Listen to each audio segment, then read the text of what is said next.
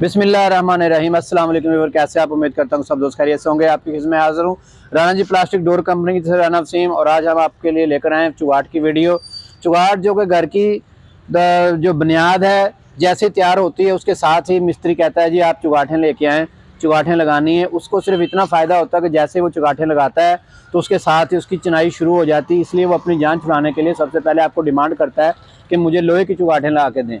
लेकिन अब लोहे की चुगाटों का ज़माना ख़त्म हो चुका है, पुराना दौर हो चुका है। अब जदीद चुगाटें तैयार होकर आ रही हैं, जदीद तरीन मटीरियल में आपको ये चुगाटें मिलेंगी। इसको हम कहते हैं सॉलिड प्लास्टिक, HDPE मटेरियल से तैयार की गई सॉलिड प्लास्टिक की चुगाटें होती हैं। इसकी लाइफ 100 साल की गारंटी है। ना ये फूलती हैं, ना ये गलती हैं, ना इनको टेढ़ापन होता है, ना इनको दीमक लगती है।